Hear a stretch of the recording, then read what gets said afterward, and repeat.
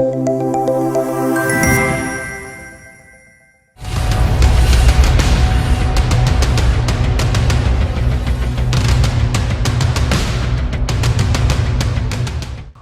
నియోజకవర్గం విషయానికి వస్తే ప్రస్తుతం ఇక్కడి నుంచి వైసీపీ ఎమ్మెల్యే తోపుదుర్తి ప్రకాష్ రెడ్డి ప్రాతినిధ్యం వహిస్తున్నారు. 2019లో ఆయన టీడీపీ అభ్యర్థి పరిటాల శ్రీరాంపై 25,000కు పైగా ఓట్ల మెజారిటీతో విజయం సాధించారు. రాష్ట్రంలో ఢీ అంటే ఢీ అనే నియోజకవర్గాల్లో రాప్తాడు ఒకటి. ఇక్కడ బీసీ, బోయ, కురబ సామాజిక వర్గాల ఓటర్లు అధికం. టీడీపీ నుంచి ఈసారి పరిటాల సునీత పోటీ చేసే అవకాశాలున్నాయి. శ్రీరామ్ ధర్మవరం టికెట్ కోసం ట్రై చేస్తున్నారు. సాధారణంగా ఉండే ప్రభుత్వ వ్యతిరేకతతో పాటు తోపుదుర్తి ప్రకాష్ రెడ్డి ఆధిపత్య ధోరణి వైసీపీకి మైనస్ గా మారింది.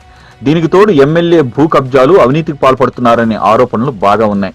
అయితే పథకాల విషయంలో ఇక్కడ కాస్త పాజిటివ్ గానే ఉంది. ఎమ్మెల్యే తీరు ఎలా ఉన్నా ప్రజల్లో ఉండటం, మహిళల పేరిట డైరీ ఓపెన్ చేయించడం వంటివి ప్లస్ పాయింట్స్ గా చెప్పొచ్చు. రాప్తాడులో పరిటాల వర్సెస్ తోపుదుర్తి వార్ హోరాహోరీగా ఉండడం ఖాయం. మొత్తానికి ఇక్కడి ఓటర్లు టఫ్ ఫైట్ చూడబోతున్నారు.